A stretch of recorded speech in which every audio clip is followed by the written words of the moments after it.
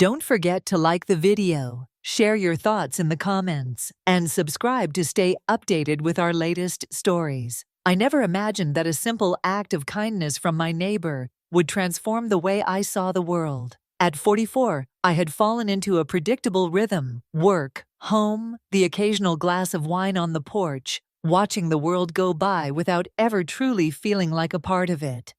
Life had become a cycle of responsibilities and routines, with the spark of something new and unexpected long extinguished. Everything seemed to be just that way, until one night, when my neighbor Daniel stepped into my life in a way I never anticipated. Daniel had lived next door for about 5 years, a quiet, orderly man in his early 50s. He was always polite, but reserved. We exchanged pleasantries when we crossed paths, talking about the weather, the neighborhood, the usual small talk. But beyond that, he remained a mystery. I knew he worked in construction, that he often left early and returned late, and that he had a large, friendly dog named Max, who adored anyone willing to scratch behind his ears. Our neighborhood was one of those places where people valued their privacy. You could live next door to someone for years and still not know much about them beyond the surface. And that was perfectly fine with me. I wasn't seeking deep connections, or so I thought. It all started on a particularly cold autumn evening. I had just returned home from work, my mind cluttered with stress and exhaustion. The air smelled of burning firewood, and golden leaves crunched beneath my boots as I walked up the driveway. I remember sighing as I looked at my porch light flickering. Another thing I had to fix, but kept putting off, juggling my bag and keys. Then I heard a voice from behind. "Hey, looks like you could use a hand." I turned to see Daniel standing at the edge of my yard, his hands tucked into the pockets of his worn-out jacket. His dark eyes were warm, but hesitant. "Oh, hey," I replied, forcing a tired smile. "Yeah, just the usual end-of-day chaos." He nodded. "I noticed your porch light has been acting up. I can take a look if you'd like." I hesitated. It was such a small thing, but the idea of letting someone, especially someone I barely knew, into my space felt foreign. I had spent years handling things on my own, convincing myself I didn't need help. But there was something in his expression that made me pause. "That would actually be really nice," I admitted. He nodded and walked over, pulling a small tool from his pocket. As he worked, we made small talk, and for the first time I found myself genuinely curious about him. He told me about his job, how he used to restore old homes before shifting to commercial work. I told him about my job at the publishing house, how I spent my days buried in manuscripts, chasing deadlines. He stepped back, and the porch light flickered once before glowing steadily. "That was fast," I said, impressed. "I probably would have spent hours watching YouTube tutorials before giving up." He chuckled. "Sometimes it's just a loose connection. It happens more often than you'd think." I thanked him, expecting him to head back home, but instead he leaned against my porch railing, looking up at the sky. "Funny thing," he said after a moment. "When I first moved here, I thought this would just be another stop. Didn't expect to stay." I tilted my head, curious. "Now," he exhaled, his breath visible in the cool night air. "Now some places grow on you, for reasons you can't explain." For some reason his words lingered with me that night. I found myself glancing toward his house more than once, thinking about how little I truly knew about the people around me. Over the next few weeks, Daniel and I crossed paths more often. It started with casual waves, then turned into brief conversations, and eventually, one evening, it became something more. It had been a particularly rough day at work, the kind that leaves you drained and irritable by the time you get home. All I wanted was to be left alone. But as I stepped out of my car, Daniel was there, leaning against his truck. Max wagged his tail, happily beside him. "Rough day?" he asked, his gaze studying me with that quiet, knowing look he had. I sighed. "You could say that." He motioned toward his house. "Come on. You need a break." I hesitated but followed. His home was warm, inviting in a way I hadn't expected. The scent of cedar, mingled with something faintly spicy, lingered in the air. It felt like stepping into a space where time slowed down, where the usual rush of the world faded away. Without asking, he poured me a glass of wine, as if he already knew I needed it. We sat on his couch, and Max, his faithful companion, rested his head on my knee.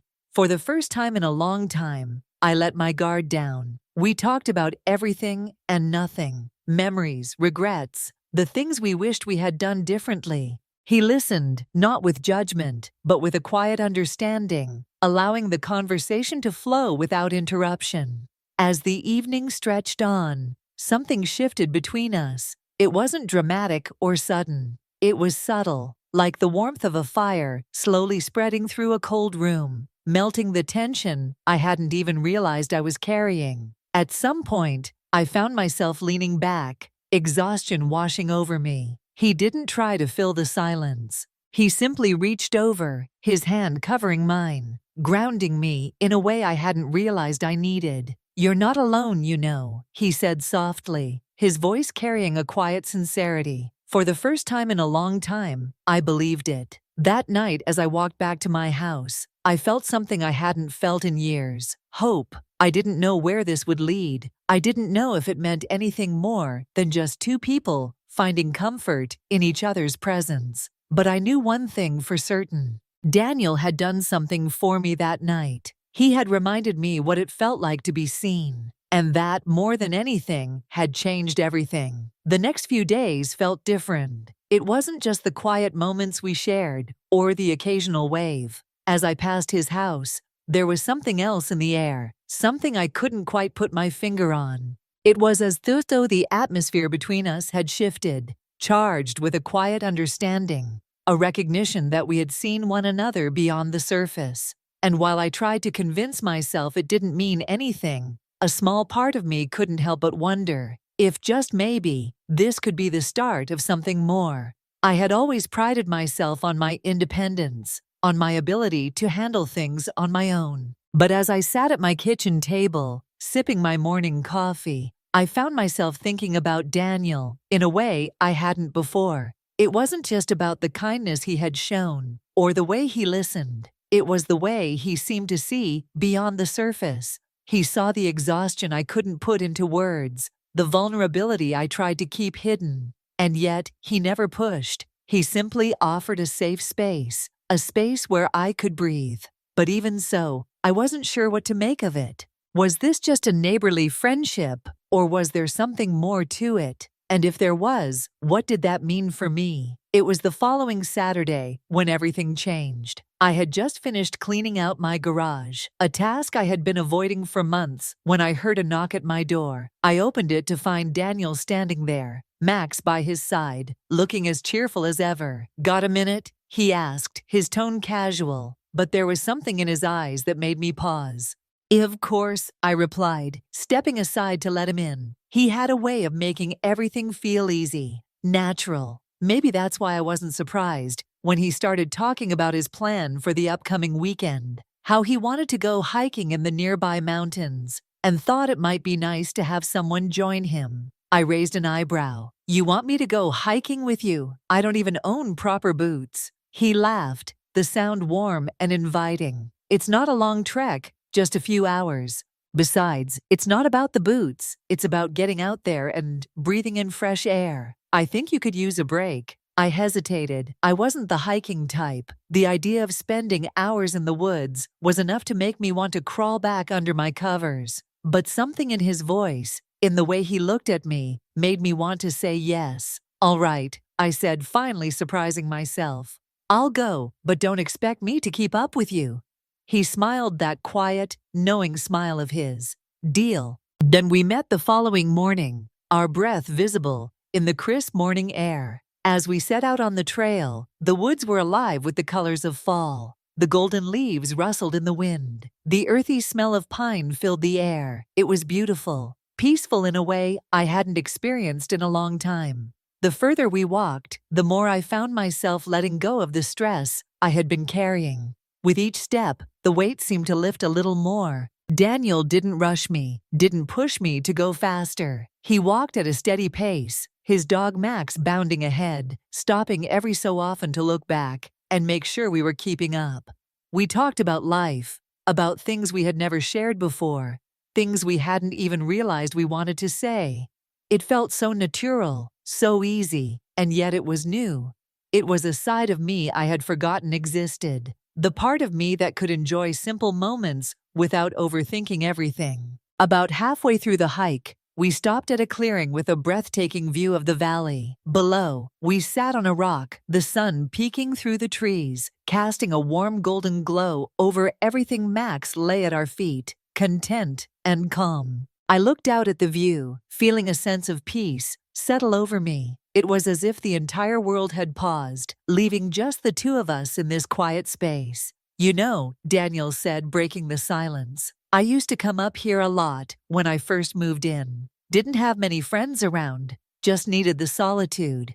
But after a while, I realized something. I didn't really want to be alone anymore." I turned to him, surprised by the vulnerability in his voice. "I didn't know that about you," I said softly. He shrugged, a small, almost wistful smile on his lips. "I don't talk about it much, but I think maybe it's important to let people in, even if it's just a little bit." I nodded slowly, the weight of his words sinking in. I had spent so much of my life closed off, convincing myself that I was better off that way. But in that moment, as I sat there with him, I realized how Rama had been. Daniel's presence was more than just comforting. It was freeing. He had a way of making everything feel lighter, like the weight of the world wasn't such a heavy burden after all. And for the first time in a long time, I felt the pull of something I hadn't allowed myself to feel in years: connection. As we finished the hike and made our way back to our cars, the sun beginning to dip below the horizon, I couldn't help but feel a sense of gratitude, not just for the time spent with Daniel, but for the lesson.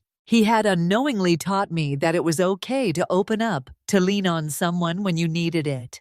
The drive back was quiet, but comfortable. When we reached my house, I looked over at him, a smile tugging at the corners of my lips. "Thanks for today," I said, my voice softer than usual. He met my gaze, his eyes steady and warm. "Anytime you're not alone, remember." And just like that, something inside me clicked. The walls I had spent years building, the ones I thought would protect me, started to crumble for the first time in a long time. I allowed myself to feel vulnerable, to feel seen, and it didn't scare me. It felt right. The days that followed our hike were a whirlwind of sorts. I went back to my daily routine, but something inside me had shifted. I found myself thinking about Daniel more often than I cared to admit. It wasn't just the kindness he showed. It was the way he seemed to see me, the real me. He had a way of peeling back layers I didn't even realize were there, like he could read my thoughts without me saying a word. But as much as I wanted to embrace whatever was building between us, I also felt that familiar tug of hesitation.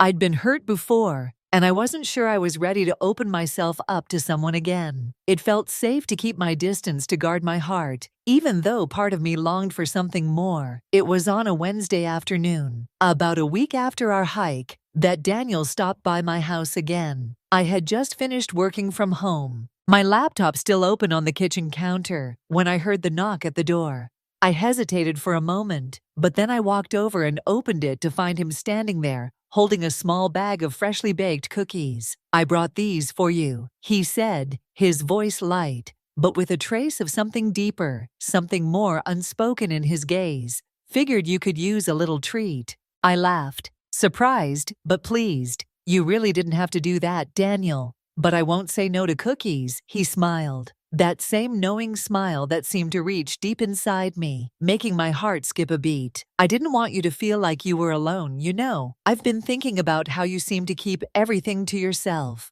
It's okay to let people in." You know, I felt a sharp pee in my chest at his words. It was as if he could see through all the defenses I had built over the years. I opened my mouth to respond, but the words caught in my throat. Instead, I simply nodded, not trusting myself to speak. "Anyway," he continued, stepping inside, "I just wanted to check in, make sure you're doing all right. I know you've been through a lot lately." There it was again, the subtle way. He made me feel seen, as if he cared about me, not just as a neighbor, but as a person. It made everything inside me tremble. I wasn't used to this level of attention, this kind of kindness. It felt like I was walking a fine line, teetering between wanting to hold on and being afraid to get too close. I led him into the kitchen, where I poured us above the cup of tea. The familiar clink of mugs add in a touch of normalcy to the air. The cookies sat between us, and I reached for one, my fingers brushing his for a moment before I quickly pulled my hand away.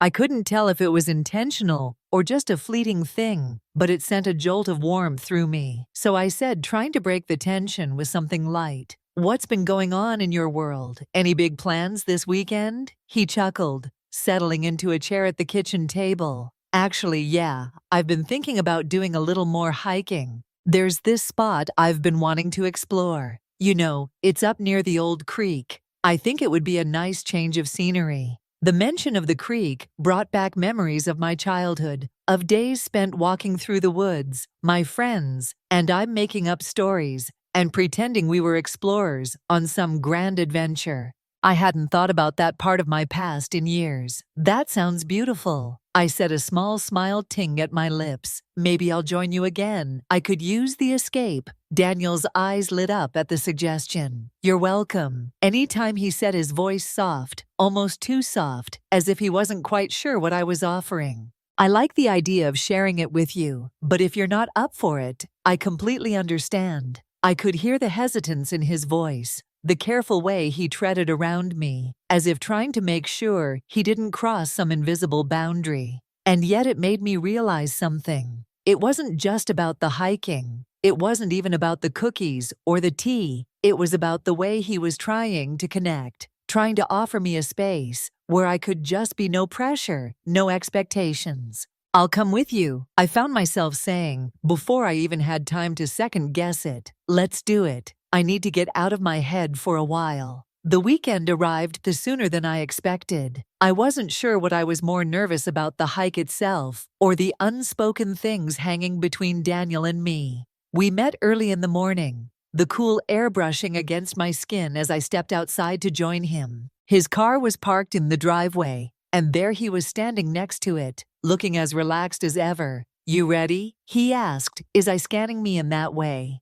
That made me feel both seen and unknown at the same time. I nodded, forcing a smile. "Yeah, let's go." The drive to the trailhead was filled with light conversation, but I couldn't shake the feeling that something was brewing between us. Something both exciting and a little terrifying. As we hiked along the winding path by the creek, the world around us felt like it had slowed down. The sounds of nature, the rustling leaves, the distant call of birds, it all blended together into a soft melody that seemed to make everything else fade away. We stopped at a spot near the water, the creek flowing gently over the rocks, and sat on a large flat stone. Max bounded ahead, chasing a stick that Daniel had thrown, but the two of us stayed still for a moment, taking in the view. "This place," I said softly. "It's peaceful." I didn't realize how much I needed this. Daniel's gaze softened as he looked at me.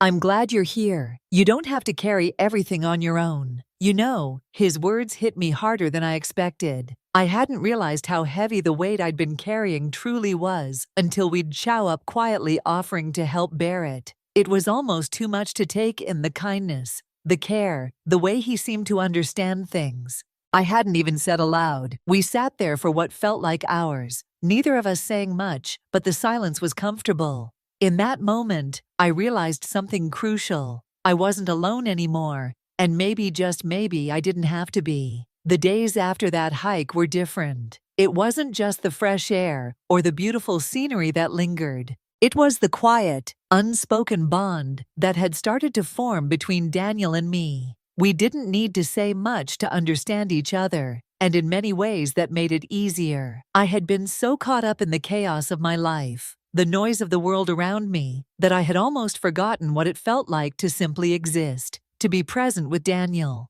It felt like I was rediscovering that peace. The weekend after our hike, I found myself walking to his house, without really thinking about it. I had been spending so much time in my own head lately, contemplating where I was going, what I wanted out of life. and what role Daniel played in all of that. I didn't have the answers yet, but the uncertainty didn't scare me like it had before. When I reached his doorstep, I hesitated for a brief moment, then knocked. He answered almost immediately, as if he had been waiting, and that feeling of being truly seen returned in full force.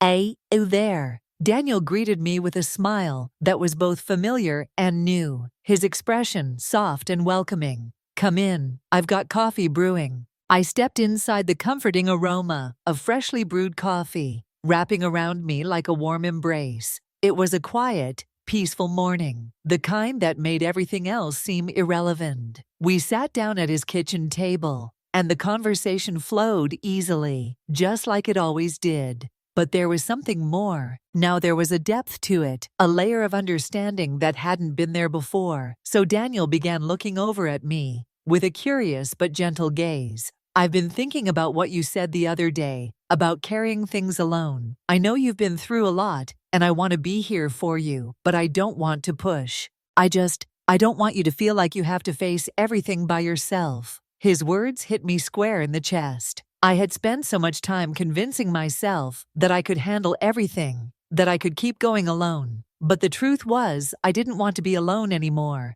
And in that moment, I realized something. I had been shutting myself off from people because I was afraid of getting hurt, but maybe, just maybe, it wasn't so bad to let someone in. Maybe I had been keeping myself from experiencing the very thing I needed the most: connection. "I don't want to be alone either," I confessed, my voice quiet but steady. I think I've been afraid to trust, to open up, but I don't want to carry everything by myself anymore. And I trust you, Daniel." He smiled, his eyes soft and understanding. "You don't have to say anything. You're not ready to. I'm not going anywhere." In that moment, I felt a weight lift off my shoulders, and for the first time in a long time, I allowed myself to breathe, to just be. And it was okay.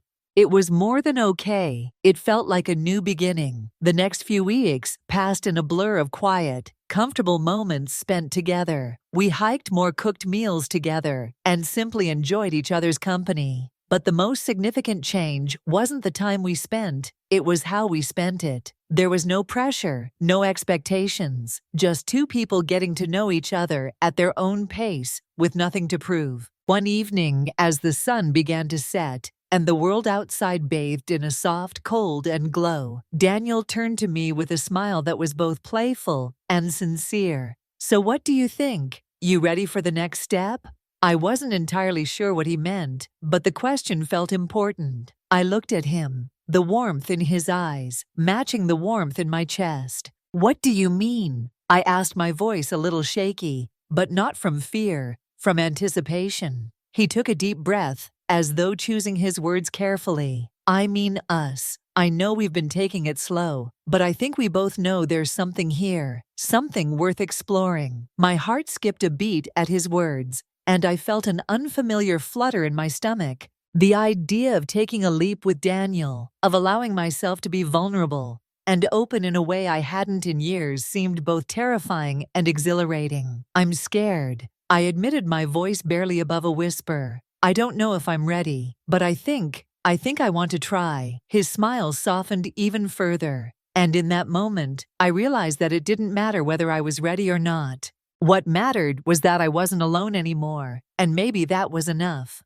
In the months that followed, we built something beautiful together. It wasn't always easy. There were moments of uncertainty, times when I questioned myself or wondered if I was making a mistake. But with Daniel by my side, those doubts became smaller, quieter, as I learned to trust again, to open my heart. Looking back now, I can hardly believe how much I've changed, how much we've both changed. It's funny how something so unexpected, something as simple as a neighbor offering a helping hand, can alter the course of your life in ways you never saw coming. If there's one thing I've learned, it's this: sometimes the greatest gifts aren't the ones we planned for, but the ones we never saw coming. And maybe, just maybe, that's the beauty of life. It's about the unexpected moments, the ones that change everything. And with that, I couldn't help but smile, because in the end, I realized that the greatest gift I could give myself was allowing someone in.